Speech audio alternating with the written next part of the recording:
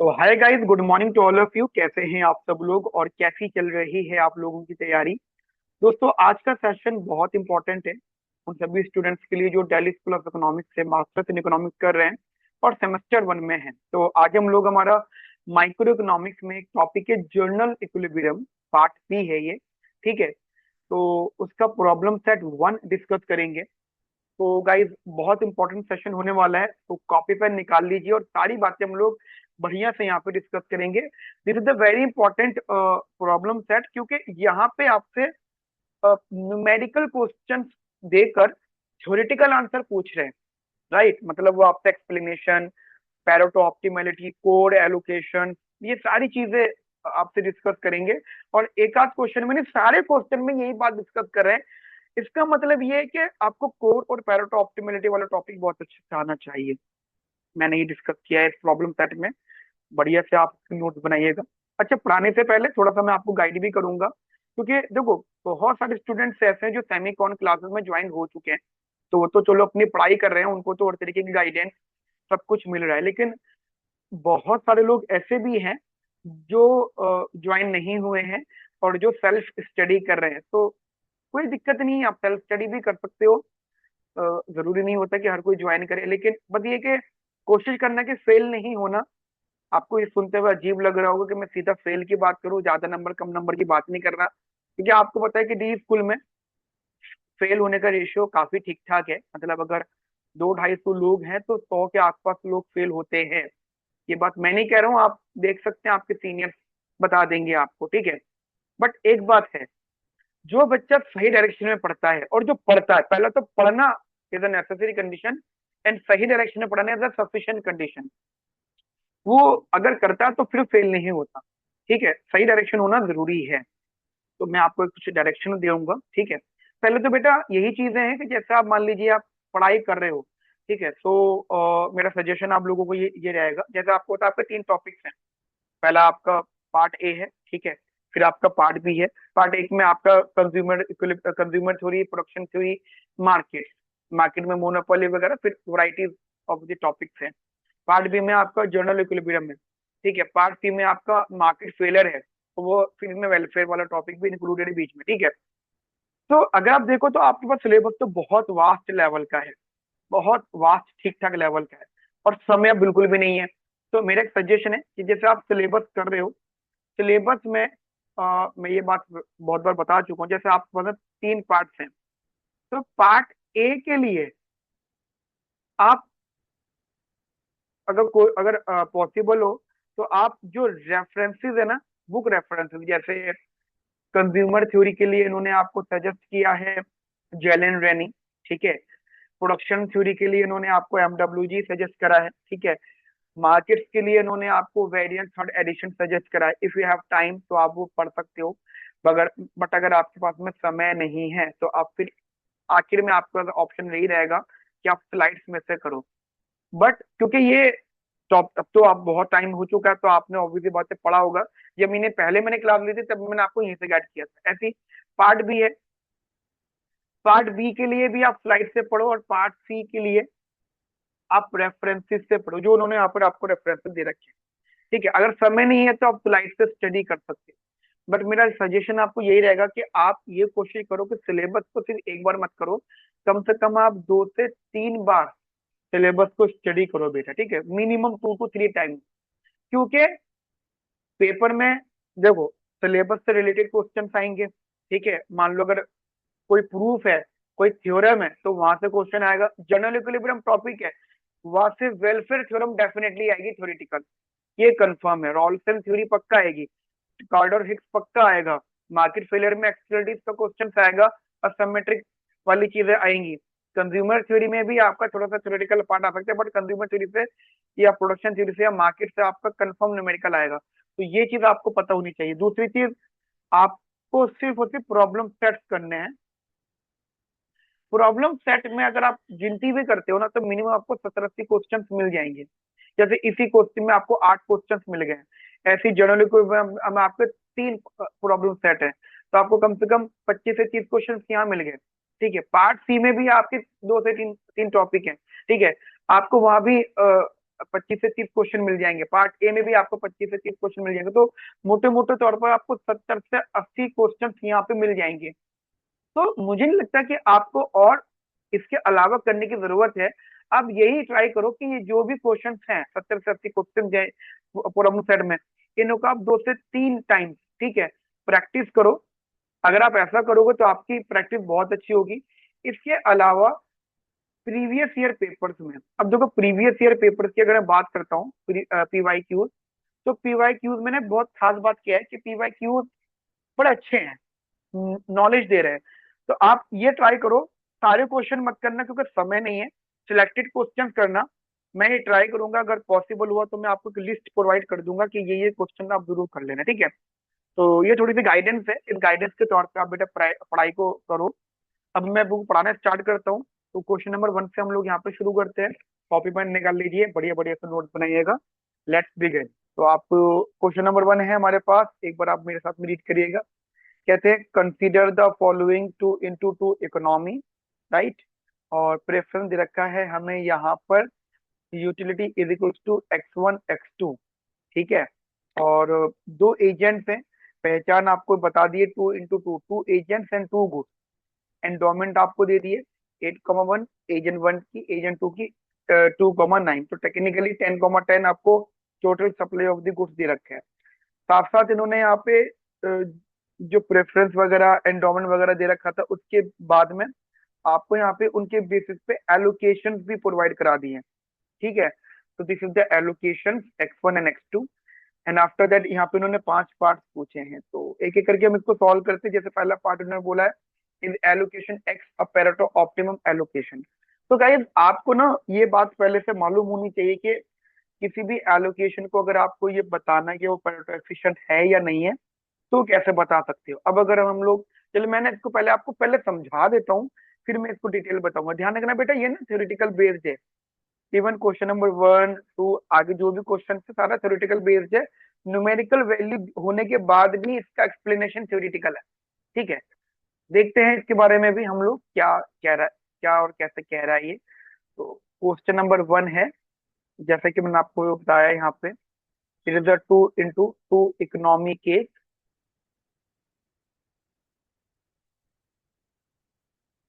ठीक है। 2 into 2 economy case, दो एजेंट्स हैं। मैं एक काम करता हूँ, आसान करने के लिए एजेंट्स को ए और बी एज्यूम कर लेता हूँ, ठीक है बेटा। तो एजेंट ए हो गया यू ए, मैं इसको आसान करूँ, वहां पर उन्होंने यू आई बोला था, मैं इसको यू ए कह रहा हूँ, ठीक है। उन्होंने यू आई बोला था, मैं ए यू यू ए कह रहा हूँ। और ये x1 ए, x2 ए, ठीक है। ऐसे ही utility of agent B, x1 B, x2 B. आप चाहो तो ए और बी की जगह 1 और 2 भी कर सकते हो, बट ऑलरेडी 1 2 दे रखा है, तो कंफ्यूज ना हो जाए, इस वजह से मैंने ऐसा लिख रहा हूँ। तो एजेंट ए की जो एंडोमेंट है वो है 8,1, एजेंट 2 की जो एंडोमेंट है वो है 2,9, ठीक है, 2,9। और इनकी जो एलोकेशन है एजेंट ए की, दैट इज 4,3। और एजेंट बी की जो एलोकेशन है दैट इज 6,7, ठीक है। तो इस प्रकार की हमारी ये एलोकेशन है। अब उन्होंने बोला है कि, जैसे उनका क्वेश्चन आपको दिख गया होगा, उन्होंने पूछा है कि ये जो एलोकेशन है, ये जो एलोकेशन है, is allocation X a to optimum allocation. अब एक वो बताओ, यदि आपको किसी भी एलोकेशन का ये चेक करना होता है कि वो टू ऑप्टिमम है या नहीं है, तो मुझे 2 3 बातें पता होनी चाहिए। एक तो मेरा बॉक्स कैसा बन रहा है, तो जो मेरा बॉक्स बनेगा, तो बॉक्स जो होगा वो स्क्वायर होगा, वाई स्क्वायर आप बोलोगे, वो इस वजह से क्योंकि total supply of good X जो है, total supply of good X, that is no doubt 8 + 2, वो हो गई 10। ऐसी total supply of Y, that is 1 + 9, वो भी हो गई 10, ठीक है। तो इसका मतलब क्या, supply of X supply of Y दोनों बराबर है, तो वो 10 10 हमारा तो बॉक्स हो गया स्क्वायर। अब मान लीजिए मैंने यहाँ पे स्क्वायर बॉक्स बना लिया, एक काम करते हैं, यहाँ बना लेते हैं साइड, ठीक है। अब लेट सपोज मैंने यहाँ पे स्क्वायर बॉक्स बना लिया, ये एजेंट ए हो गया, ये एजेंट बी हो गया, ये भी 10 हो गया, ये भी 10 हो गया, और एंडोमेंट के हिसाब से 8,1 लेट सपोज। अब एंडोमेंट हमारी 8,1 पर आ रही है, 8,1 आई थिंक तो यहाँ पे कहीं आना चाहिए, ठीक है। तो this is the endowment, right.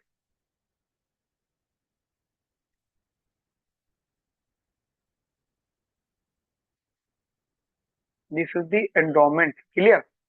अब ये तो चलो होगी बात यहाँ से। अब बात आएगी द कॉन्ट्रैक्ट कर्व की। अब मुझे एक बात बताओ, अब अगर मुझे पेरेटो एफिशिएंसी बताना है तो पेरेटो एफिशिएंसी का मतलब क्या हो जाता है, वो पॉइंट जो हमारा कॉन्ट्रैक्ट कर्व पे लाई करना मतलब लाई कर रहा होगा, all the point which are lie on the contract curve. क्योंकि ये जो प्रेफरेंस है that is strictly convex preference, समझ रहे हो। ये जो प्रेफरेंस है स्ट्रिक्टली कॉन्वेक्स प्रेफरेंस। अब दोनों को दोनों कहते हैं बेटा स्ट्रिक्टली कॉन्वेक्स। अब जब दोनों को दोनों स्ट्रिक्टली कॉन्वेक्स है तो इनका जो सोल्यूशन होगा वो भी इंटीरियर होगा। और tangency is a necessary condition, यहाँ पे टेंजेंसी होगी। तो आप कह सकते हो इक्वेशन ऑफ अ, अगर जनरली बताओ तो equation of contract curve, equation of contract curve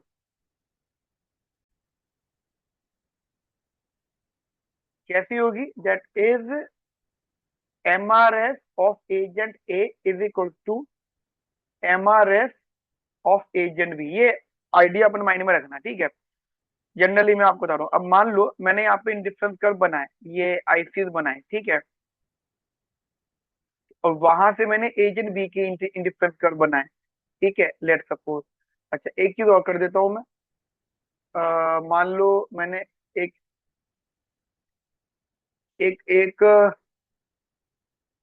जैसे ये वाला हटा के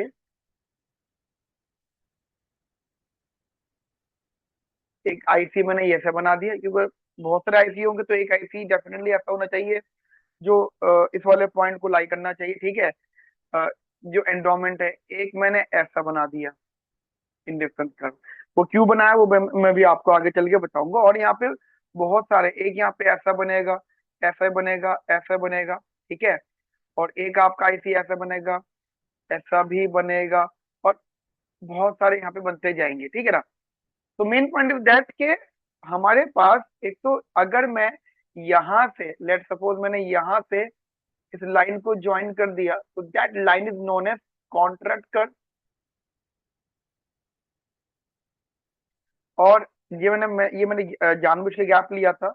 अब ये जो पॉइंट होगा जो मैंने अभी मार्क करा है, ये वाला पॉइंट जो मैंने मार्क करा है बेटा, ये वाला पॉइंट जो मार्क करा है that is a no doubt Pareto efficient point. क्यों, क्यों बताओ क्यों, क्योंकि यहाँ पे दोनों टेंजेंट सिलाई कर रही है।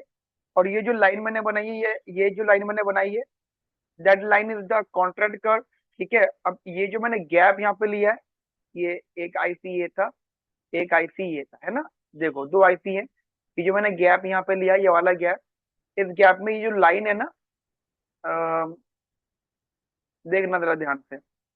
ये जो मैंने गैप लिया है, ये गैप, ये जो येलो से शेडेड है, इस गैप में ये वाला जो पॉइंट आया है, और कोई भी पॉइंट हो, डजंट मैटर, कोई भी पॉइंट हो यहाँ पे टेंजेंसी हो रही है, वो सबके सब यहाँ पे टेंजेंसी होगी, तो that is our Pareto optimum point, ठीक है।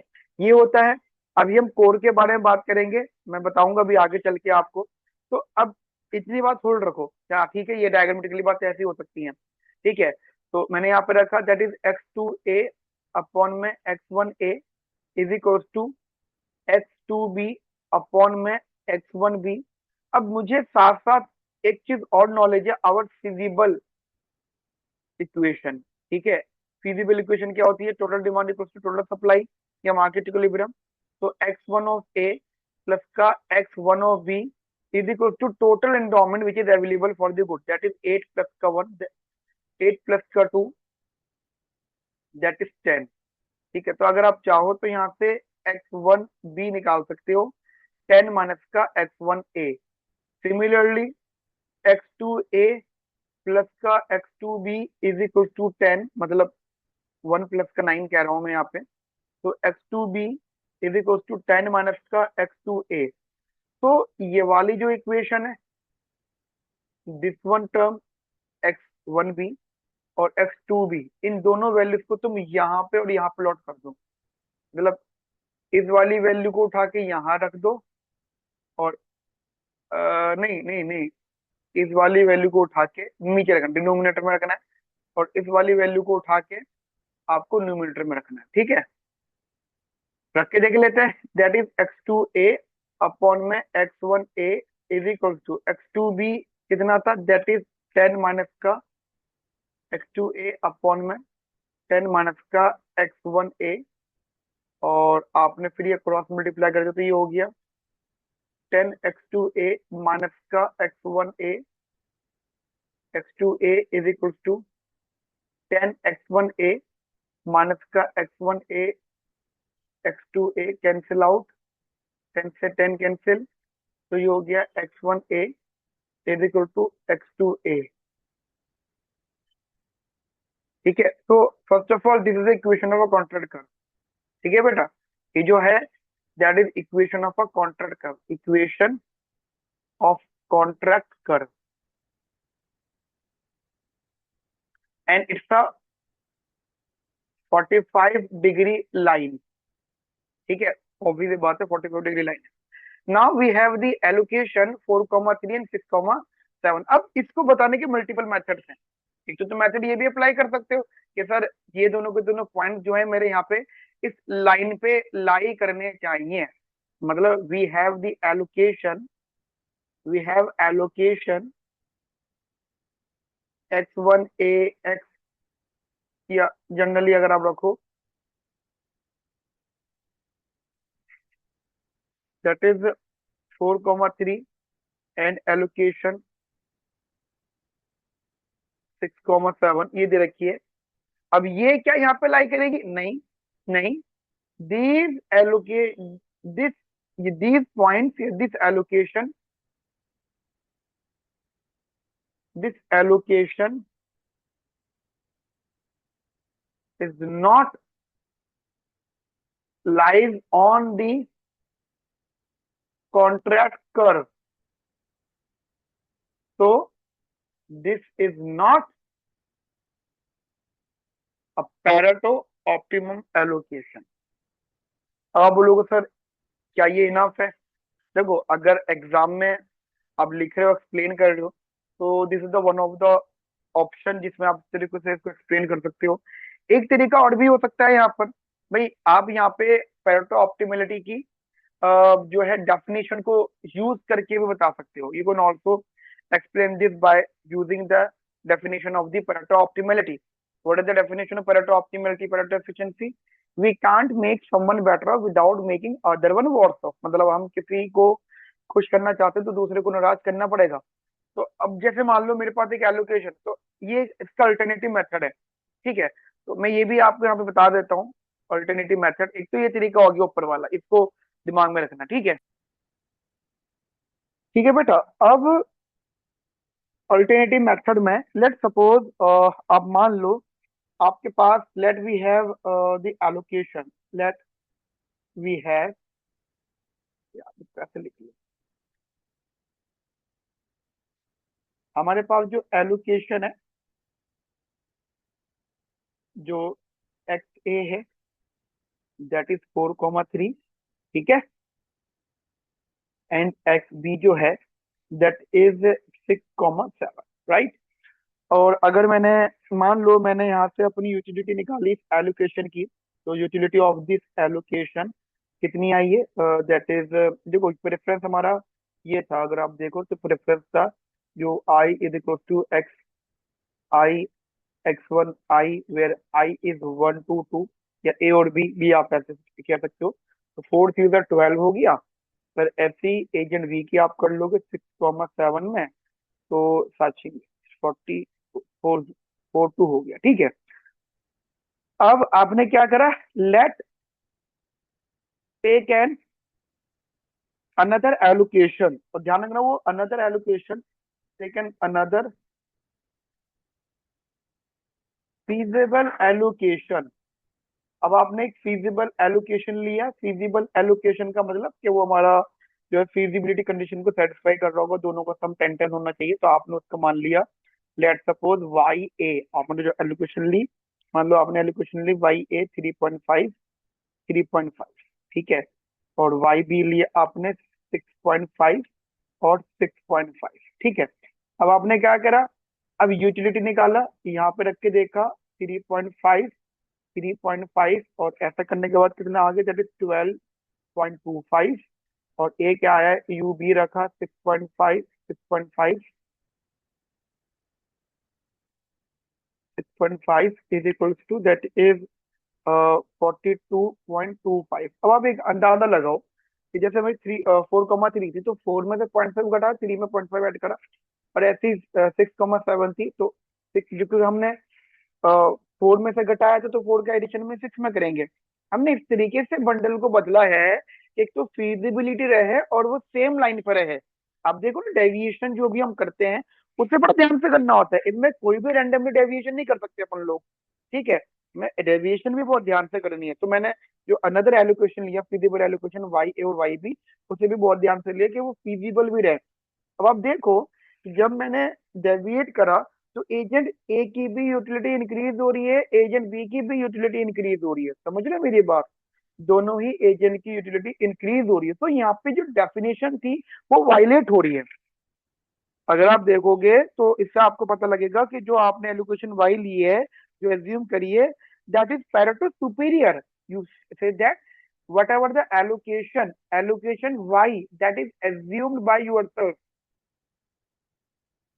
ठीक है, assumed that is Pareto superior, मतलब इस एलोकेशन से बंडल की यूटिलिटी बढ़ रही है, एजेंट की यूटिलिटी बढ़ रही है, तो इट इज Pareto सुपीरियर, और Pareto सुपीरियर है, तो मुझे बताओ एक्स से ये Pareto सुपीरियर है जो कि गिवन था, ठीक है, दैट इज गिवन, तो क्या एक्स कभी भी, क्योंकि वो एक्स कंपेयर टू वाई उससे पैरेटो इंफीरियर हो गया, मतलब जो अनदर एलोकेशन है वो पैरेटो सुपीरियर है, तो पैरेटो ऑप्टिमल की खास बात की होती है, वो पैरेटो सुपीरियर भी होता है। जो पैरेटो सुपीरियर होता है दे can be Pareto optimal, definition है ना। बताओ पैरेटो ऑप्टिमलिटी की डेफिनेशन क्या है। पहले आपने पैरेटो सुपीरियर प्रूफ करा कि हाँ ये पैरेटो सुपीरियर है, तो उसके बाद जो पैरेटो सुपीरियर होता है they they can be Pareto optimal, but ये जो एक्स है वो तो सुपीरियर ही नहीं है, क्योंकि एक्स सुपीरियर नहीं है, आप लिखोगे यहाँ पे because X is not Pareto superior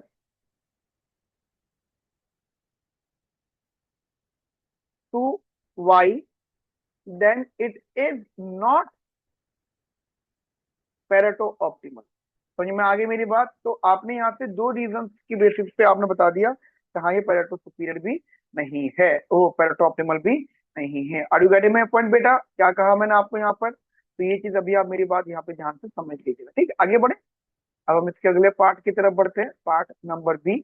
वो कहता है does the allocation X belongs to the core. अभी जो कोर वाला टॉपिक है ये हम लोगों को बहुत अच्छे से समझना है, मैंने आज के सेशन में भी कोर के लिए, क्योंकि देखो हर क्वेश्चन में कोर पूछा है, core allocation belongs to core. अब मैं आपको एक शॉर्ट लेवल पे बता देता हूँ कि डायग्राम देखो, देखो एक जब भी हम मान लीजिए कॉन्वेक्स प्रेफरेंसेस हैं, इंटीरियर सॉल्यूशन है, तो ये जो कॉन्ट्रैक्ट कर्व बनाया है हमने, दो आईसी, दोनों एजेंट के आईसी को इस तरीके से बनाया कि वो जो दोनों आईसी का जो, मतलब दोनों आईसी हैं वो एंडोमेंट पे मिल रहे हैं, ठीक है, ये मैंने टेक्निक अपनाई यहाँ पे, एंडोमेंट पे है। तो ये जो लेंस है, दिस इज द लेंस, ये जो मैंने बना रहा हूँ ना, दिस इज द लेंस, ये पूरी जो येलो शेडेड था ये पूरा लेंस है, ठीक है। अब इस लेंस में वो पार्ट, अब इस लेंस में वो पार्ट जो कॉन्ट्रैक्ट कर्व का पार्ट भी है और येलोइश पार्ट भी है, part which is yellow as well as lie on the contract curve, ठीक है, दैट इज दिस, ठीक है, that is this area, this area, मैं हाईलाइटर से भी दिखा देता हूँ आपको, ये बस ये वाला, that is the core part, इसे हम कोर बोलेंगे। समझ में आगे मेरी बात, कोर क्या होता है आगे चल के ना मैं आपको कोर की डेफिनेशन भी बताऊंगा, क्योंकि ना कोर उन्होंने हर जगह बोला है, तो मैंने एक क्वेश्चन में कोर को थोड़ा एक्सप्लेन भी कर दिया है कि किस तरीके से कोर बताना है यहाँ पे। और इवन एक क्वेश्चन में, आई थिंक क्वेश्चन नंबर 7 है वो, उसमें तो कोर, उसमें तो कोर को, कोर की वैल्यूज भी निकलवाई हैं, कोर की खास बात क्या होती है? कोर वो पॉइंट होता है जो फिजिबल हो, ठीक है। मतलब अभी हम सीखेंगे इसके बारे में, वो सारी बातें यहाँ पे सेटिस्फाई होनी चाहिए, ठीक है। और साथ साथ कोई भी ब्लॉकिंग कॉइलेशन वहां पे नहीं होना चाहिए। ब्लॉकिंग कॉइलेशन इसके बारे में भी मैं अभी आपको यहाँ बताता हूँ, ठीक है। तो कोड एलोकेशन के बारे में आपने एक अंडरस्टैंडिंग बिठा ली है। अब जरा एक बार बताओ, कोड के लिए खास बात क्या है? कोड सिर्फ वही पॉइंट हो सकता है जो पैरेटो ऑप्टिमल हो, क्योंकि they must be lie on the contract curve. तो यहाँ पे तो डिस्कशन ही खत्म हो गया। बी पॉइंट में कहा था कि क्या ये जो पॉइंट है क्या ये कोर है? आप बोलोगे नो, हमारे पास जनरली कोर एलोकेशन ये नहीं होगी, ठीक है। तो अब आप यहाँ पे लिख लो मेरे साथ में, here X that is given, जो बंडल मुझे दे रखा है, इज पैराटो सुपीरियर। अब देखो, ये बात भी आप दिमाग में रखना, पैराटो सुपीरियर कैसे बताओगे? आप यूटिलिटी के अंदर रखो, ठीक है। तो एक्स से हमारी यूटिलिटी बढ़ेगी, ये कंफर्म है। But there is another allocation, there is another allocation which is Pareto superior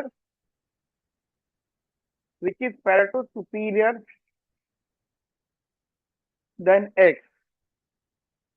So x is not belongs to core. इसका एक अल्टरनेटिव और भी बता सकते हो, if it is not Pareto optimal then it is not core. ठीक है, आप वो भी इसको यहाँ पे बता सकते हो, ठीक है। क्लियर होगी मेरी बात आपको बेटा? अब इन्होंने सी पार्ट में क्या दिया वो भी आप देख लो, बढ़िया क्वेश्चन है ये भी, ठीक है। सी पार्ट में क्या देते हैं वो आपसे, ये भी हो गया। अब सी पार्ट क्या आता है? Reconsider an allocation x dash that is x dash a 3,3 और एक्स भी 7,7 is x dash of core allocation, ठीक है। क्या ये कोर एलोकेशन है? तो देखो, ठीक है, आपको कोर एलोकेशन बताने के लिए पहली बात तो इसकी फिजिबिलिटी चेक करनी पड़ेगी हमें, ठीक है। क्या ये फिजिबल है? मेरे देखने में लग रहा है कि फिजिबल है, ठीक है। दूसरी चीज, ब्लॉकिंग कोalition को चेक करना पड़ेगा हमें, नो ब्लॉकिंग कोalition। पता है नो ब्लॉकिंग कोalition का मतलब ये हो जाता है कि जो एलोकेशन हमें दे रखा है वो एंडोमेंट उसको ब्लॉक ना कर रहे हो। जैसे आप ऐसे मान के चलो कि आप मार्केट गए हो, ठीक है, और जैसे कोई फंक्शन में आपको जाना है, ठीक है, और आपके पास ड्रेस है घर में रखी हुई, लेकिन आप मार्केट गए हो कि और ले आते हैं। जब मार्केट गए हो बहुत घूम रहे हो, आपको पसंद नहीं आ रही, आपकी पता किस सेंस में कह रहा हूँ पसंद नहीं आ रही, क्योंकि आपके पास जो ऑलरेडी घर में एक ड्रेस है या घर में जो कपड़े हैं उसके कंपैरिजन में आप कह रहे हो कि मुझे उससे अच्छा नहीं लग रहा कुछ भी। भाई अगर सिमिलर पैटर्न का मिल रहा है तो फायदा ही क्या नए कपड़े लेने का? अगर जो घर में मेरे पास है वो सिमिलर है या बिल्कुल सेम है तो सेम लेके फायदा क्या? जबरदस्ती थोड़ी ना पैसे खर्चने अपने को, ठीक है। तो आप क्या कह रहे हो? क्या मार्केट गए और आप कुछ नहीं लेकर आए हो, इसका मतलब आपके पास जो ऑलरेडी कपड़े रखे हुए ड्रेस रखे हुए उसने ब्लॉक कर दिया आपकी नई एलोकेशन को। लेट सपोज आप खरीद के भी लिया है, बट आप खरीद के लिया पहन के आप जा रहे हो अपनी पुरानी वाली, ठीक है, कपड़े पहन के जा रहे हो पुराने वाले, ठीक है। तो इसका मतलब क्या है? आपके एंडोमेंट वो जो था पुराना वाला वो एंडोमेंट था, उसने ब्लॉक कर दिया कि नहीं जी, नया होने के बावजूद भी एलोकेशन होने के बावजूद मैं अपने एंडोमेंट को करूँ, तो उसे कहते हैं ब्लॉकिंग कोalition, ठीक है। तो कहना चाह रहे हैं कि नो ब्लॉकिंग कोalition कोर होने के लिए, ठीक है। तो डेफिनेशन है, तो इसमें थोड़ा सा मैंने डिटेल दी है, तो इसको एक बार हम जो है डिस्कस कर लें, ठीक है। आई एम ट्राइंग कि मैं जितना अच्छे से एक्सप्लेन कर सकूं मैं कर रहा हूँ, ठीक है बेटा। तो सी पार्ट जनरली आपको पता है। अब हमारी एलोकेशन चेंज होगी now, the allocation has been changed. Now the new allocation is,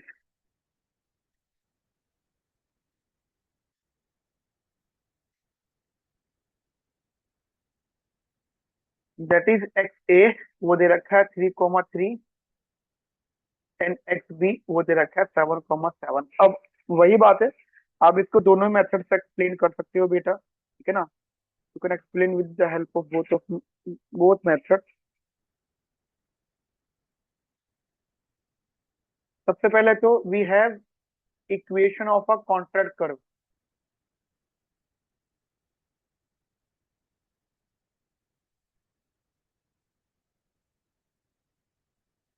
that is x1a is equal to x2a, right? हो गई। अब मुझे ये बताओ, क्या ये सेटिस्फाई हो रही है? Yes, this new allocation satisfy the equation of contract curve. ठीक है, एक तो मेथड ये है।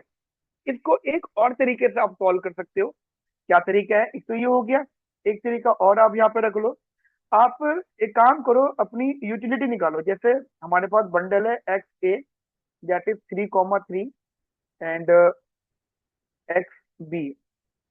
देखो बेटा, अगर आप दोनों को ही लिख दे तो पेपर में तो सोने पे सुहागा हो जाएगा, बहुत बढ़िया हो जाएगा। एग्जामिनर को लगेगा यार बढ़िया नॉलेज है सामने वाले बच्चे को। ठीक है, तो दोनों भी कर दो तो थोड़ा सा ना अच्छे से एक्सप्लेन करना, क्योंकि तो मैं आपको समझा रहा हूँ, बोल ज्यादा रहा हूँ, लिख कम रहा हूँ, टेक्निकली है ना, इतना बोल रहा हूँ तो नहीं लिख नहीं रहा। आप अपनी भाषा पूरी रखना है यहाँ पे, ठीक है? लैंग्वेज जो होगी बढ़िया अच्छे से लिखना, ठीक है?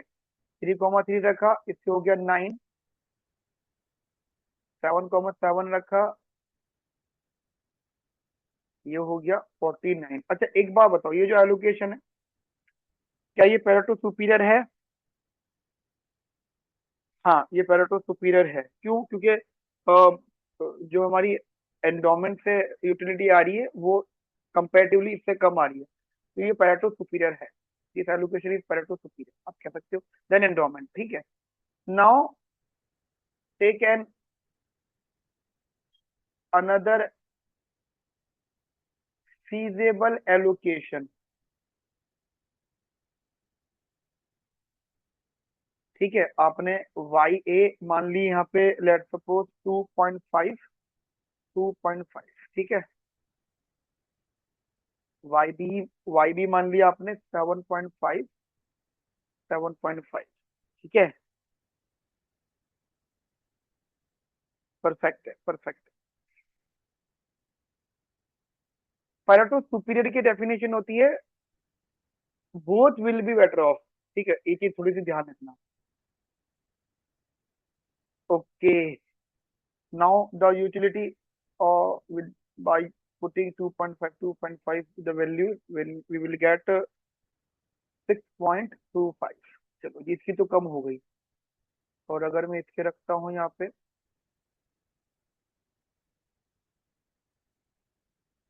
7.5, 7.5, वो आ गया हमारा 56.25।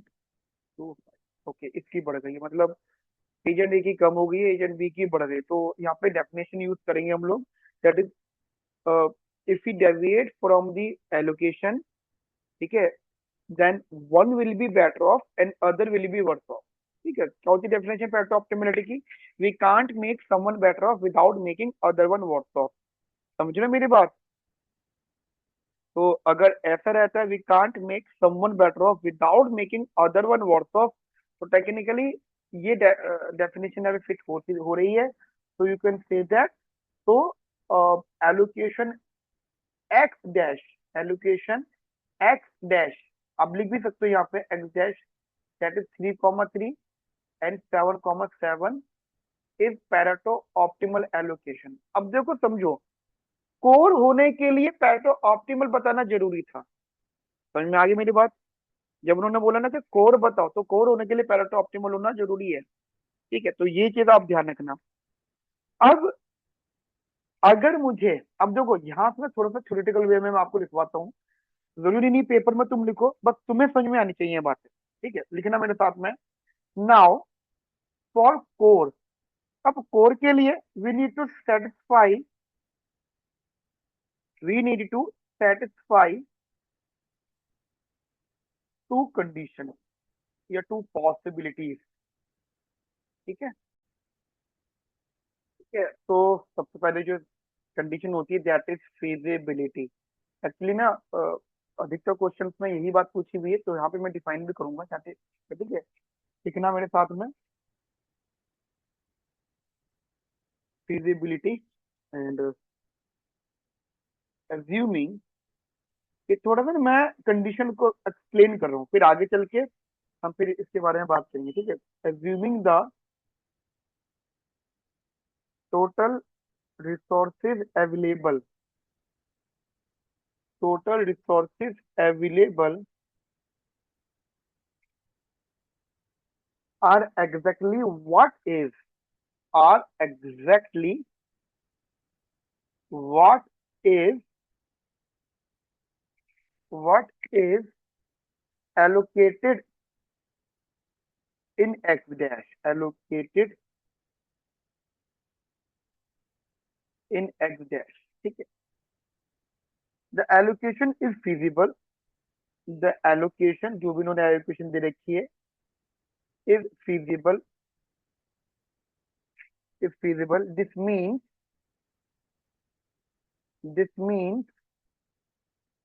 the sum of resources, the sum of resources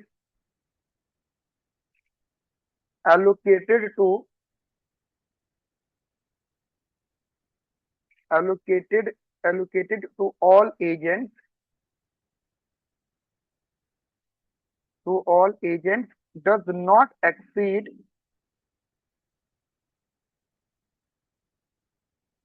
does not exceed the total resource available, the total resource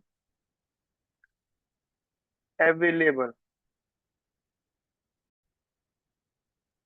ठीक है बेटा। तो हमने अपनी ये फर्स्ट कंडीशन में कंक्लूजन निकाला है कि जो हमारा एलोकेशन दे रखा है दैट इज एग्जैक्ट, वह तो फीजिबल है, उसका मतलब ये हो गया कि जो भी टोटल रिसोर्सेज अवेलेबल है वही जो है रिसोर्सेज एलोकेटेड भी है, ठीक है। और जो एलोकेशन है वो कभी भी रिसोर्स अवेलेबल रिसोर्सेज से ज्यादा नहीं है, that means what total demand equals to total supply. And after that जो सेकंड है, जैसे मैंने आपको पहले बता दिया था, ब्लॉकिंग कोएलिशन, ठीक है। तो आप लिख लेते हैं हम लोग यहाँ पे नो ब्लॉकिंग कोएलिशन, राइट। तो जो मैंने आपको स्टार्टिंग में बता दिया था, इसका मीनिंग क्या होता है उसी चीज को मैं आपको यहाँ पे लिख के बता रहा हूँ, ठीक है। लिखना मेरे साथ में, to check if there is no, there is no blocking coalition, blocking coalition, we need to ensure that, we need to ensure that, we need to ensure that no group of agents, no group of agents, no group of agents can reallocate their resources, reallocate their resources to make themselves better off, to make themselves better off। इसका मतलब ये हो जाता है, let suppose मेरे पास जो allocation है, मान लो मेरे पास ये वाली एलोकेशन है, ठीक है। तो जैसे मैंने बोला कि एलोकेशन है 3,3 एंड 7,7, और मैंने जनरली इसको एजेंट्स की यूटिलिटी के अंदर प्लॉट किया, 3,3 ये हो गया 9, और ऐसे ही रखा मैंने 7,7 ये हो गया 49, ठीक है। तो जनरल सी बात है, जैसे मैंने बोला, लिखना मेरे साथ में, फॉर एक्स डैश, ये जो मैंने एक्स डैश लिखा है, to be in the core,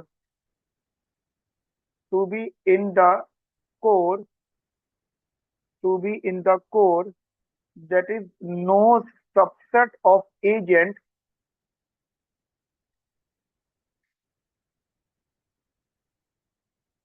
should should be able to rearrange, should be able to rearrange to rearrange their their initial endowment to achieve higher utility, to achieve higher utility, to achieve higher utilities than they have in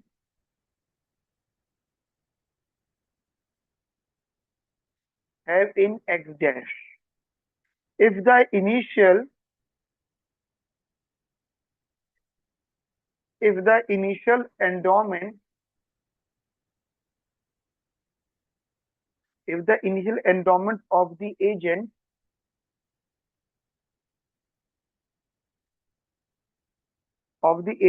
are such that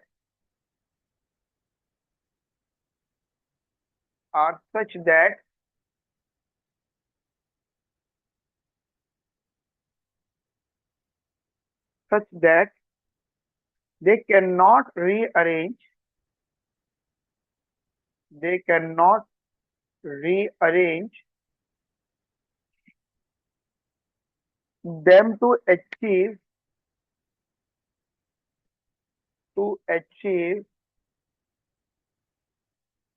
utilities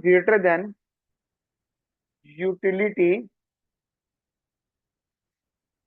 greater than 9 and 49 respectively.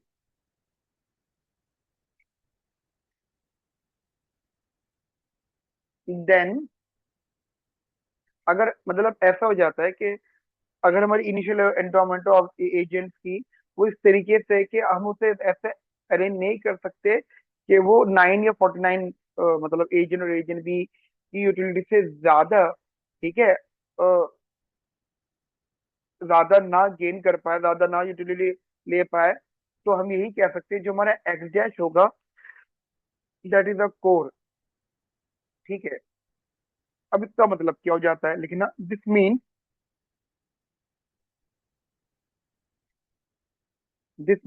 That any attempt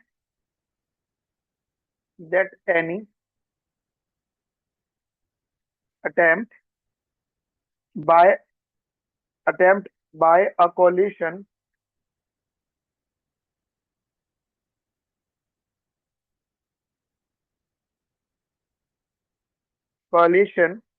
to redistribute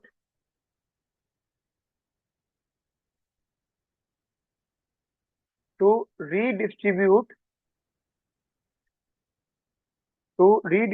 their endowments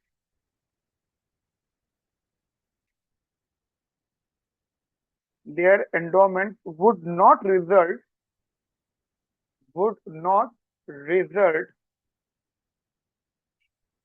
in a higher utility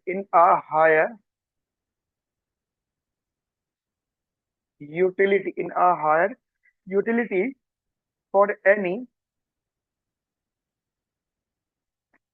member of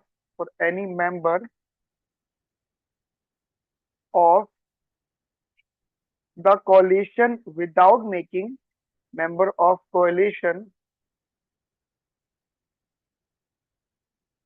without making someone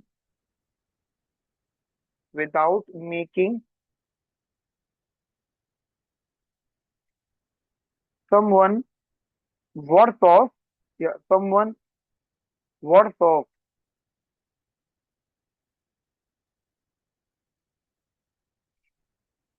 right। अब बात क्या basically कि जो हमारी allocation है x dash, ये दोनों ही बातों को सेटिस्फाई कर रहा है, तो अभी कह सकते हो कि हाँ ये कोर है, तो यू कैन से दैट तो x dash is a core. वैसे हम यहाँ पे लिख भी चुके हैं यहाँ पे, ठीक है, एक्स डैश जो हमारा वो कोर का पार्ट होगा। समझ में आ गई। अब आप देखो, आप कंफ्यूज नहीं होना है आपको, मैंने यहाँ पे इसको थोड़ा सा समझाने की कोशिश ये करी है कि कोई भी एलोकेशन जो होती है वो कोर कब होती है, ठीक है। तो फर्स्ट ऑफ ऑल ये पैरेटो ऑप्टिमल है, पैरेटो सुपीरियर है, ठीक है, फीजिबिलिटी यहाँ पे सेटिस्फाई हो रही है। और दूसरी चीज जो आपकी एलोकेशन है वो ब्लॉक्ड नहीं हो रही, राइट। मतलब एंडोमेंट से कंपेयर कर सकते हैं, अगर हम देखें तो एंडोमेंट से बेटर है ये एलोकेशन। तो no doubt this is a part of a core, ठीक है। ये it is belongs to the core. ये जो मैंने डायग्राम के लिए बात की थी ना आपसे, अगर आपको याद हो, ये वाला एरिया, कि बेसिकली यहाँ पे ये वाला एरिया ये है कोर। ये जो गैप है ना, बस ये जो मैं ड्रॉ कर रहा हूँ, बस ये जो शेड ये जो हो रहा है ना रेड कलर से, ये होगा कोर, ठीक है। ये जो हाईलाइट हो रहा है ये बेटा, ये हमारा जो है सी पार्ट यहाँ पे हो गया। और यहाँ पे डी और ई ये दोनों पार्ट हम लोग यहाँ पे भी देख लेते हैं, ठीक है। ठीक है, तो अब इसका डी पार्ट देख लेते हैं अपन लोग। कहते हैं डी पार्ट में reconfigure an allocation x double dash, यहाँ पे 11 और 99 ये आपको बंडल यहाँ पे दे रखा है, ठीक है। ओके, तो डन है फिर। इजी है, जैसे सी पार्ट था वैसे ही भी दे रखा है, लेकिन इसके लिए वो डी पार्ट में पैरेटो ऑप्टिमलिटी बोल रहे हैं, और ई पार्ट में और ई पार्ट में ना वो I think the allocation H dash belongs to the core, ठीक है डन है। मैं एक बात आपको बता देता हूँ, यहाँ पे ना एक छोटा सा एरर हुआ है। क्या ये जो लिखा हुआ ना एक्स डैश वो गलत है बेसिकली। ये एक्स डबल डैश की बात पूछ रहे हैं, ठीक है बेटा। ये यहाँ पे छोटा सा एरर हुआ है। एक्चुअली ये नहीं है, दैट इज ये एक्स डबल डैश है, क्योंकि वो एक्स डैश वाली बात कोर की बात वो ऑलरेडी कर चुके हैं, ठीक है। तो अब हम इस वाले पार्ट को सॉल्व करते हैं अपने पास, ठीक है। क्या कहता है हमसे ये, ओके, डी पार्ट। तो डी पार्ट में हमारे पास now we have an allocation, और वो एलोकेशन ये है that is x double dash a. आप ऐसा कह सकते हो, दैट इज 1,1 एंड 9,9, ठीक है। तो ये हमारे पास में है, and they are basically a Pareto off. अच्छा, एक जनरली सी बात है, ये पैरेटो ऑप्टिमल होगी। अब आप बोलोगे सर कैसे। पैरेटो ऑप्टिमल के लिए मैंने जैसा सी पार्ट में आपको सिखाया है, बी पार्ट में मैंने आपको बताया है पैरेटो ऑप्टिमलिटी कैसे बताते हो, वही चीज यहाँ पे दोनों मेथड से तुम बता सकते हो। इवन आप कॉन्ट्रैक्ट कर्व वाला भी एग्जांपल ले सकते हो। कॉन्ट्रैक्ट कॉन्ट्रैक्ट कर्व पे लाई करेगा, जो कि आपको दिख रहा है कि कॉन्ट्रैक्ट कर्व पे लाई करेगा। मैं अब इसमें नहीं बता रहा, बट वो चीज आप जो है जो है कर चुके हो, ठीक है। तो let suppose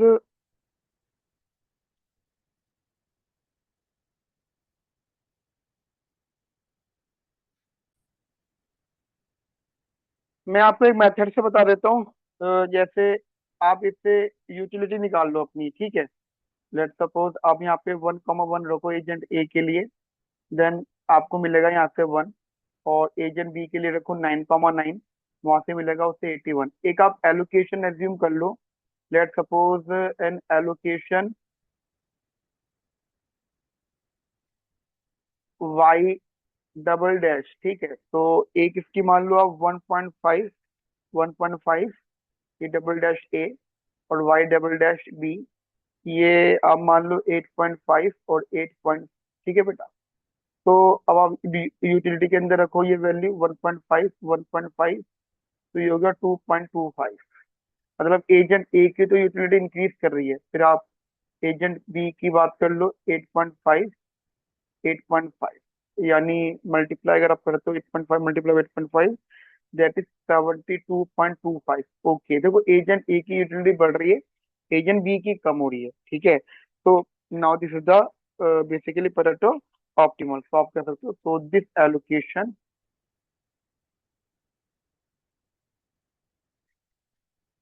is Pareto optimal. समझ में आ गई मेरी बात। अब ऐसे ही अगर मुझे इसको कोड बताना है, तो देखो ये तो डिटेल में आपको बता चुका हूँ, ऑप्टिमलिटी वाली बात भी, कोड वाली बात भी। तो आप कोड बता दो। तो अब देखो, कोड का जनरली कंसेप्ट है, जैसे आपने बोला था कि दोनों एजेंट है, जैसे एजेंट ए है, X1A, X2,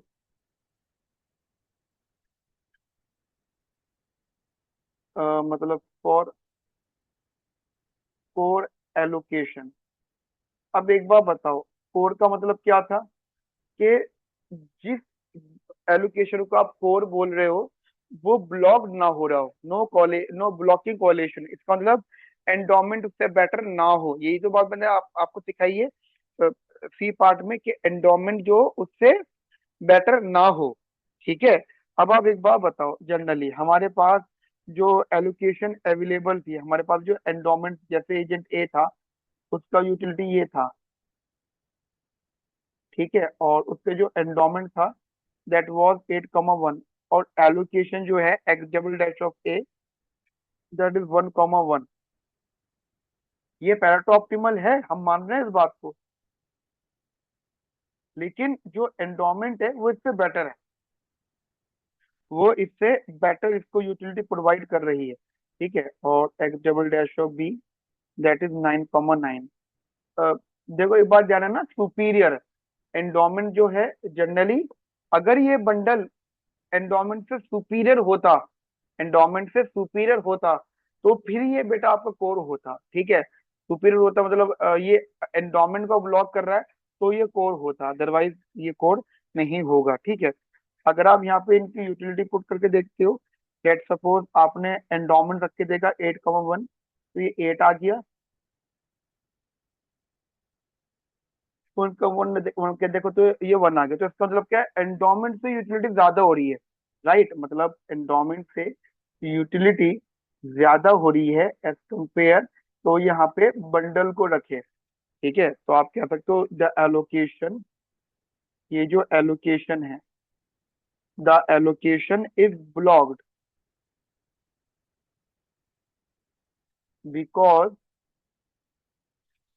because agent as utility, because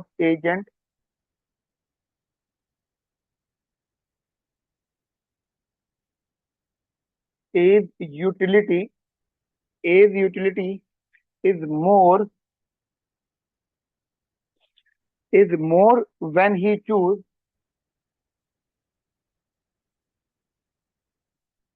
he choose endowment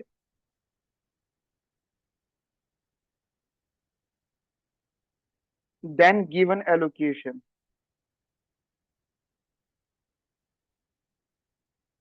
ठीक है। तो हमारा ये कोड नहीं है। अब देखो बड़ा इंटरेस्टिंग सी पॉइंट है कि 1,1 and 9,9 is not a part of a code even. अब आप बोलो सर ये कैसे आप कह सकते हो, तो आप जरा इसी डायग्राम पर आ जाओ, मैं आपको ये दिखा भी देता हूँ। जैसे अब 1,1 यहाँ पे लाई कर रहा है, तो this is Pareto optimal, but this is not core, क्योंकि कोर कौन से वाले हैं, कोर सिर्फ ये वाले होंगे। ठीक है। कौन से वाले होंगे, जिनका आईसी एंडोमेंट से भी जो है इंटरसेक्ट कर रहा हो, एंडोमेंट पे भी लाई कर रहा हो। ठीक है। तो में आगे बेटा, तो ये क्वेश्चन नंबर 1 मैंने अभी आपके साथ डिस्कस किया, काफी लेंथी क्वेश्चन था। इवन इसके आगे के क्वेश्चन इतने बड़े बड़े नहीं है, तो वो एक दो क्लासेस में वो भी कवर हो जाएंगे। ठीक है। तो अभी हमने अभी की क्लास में जो कवर किया है वो क्वेश्चन नंबर 1 कवर कर लिया है। ठीक है। फिर इसके बाद क्वेश्चन नंबर 2, क्वेश्चन नंबर 3 और क्वेश्चन नंबर 4 ये हम लोग अगली क्लास में डिस्कस करेंगे। फिर क्वेश्चन नंबर 5, 6, 7 है तो उसके अगली क्लास में डिस्कस करेंगे। ठीक है। ओके।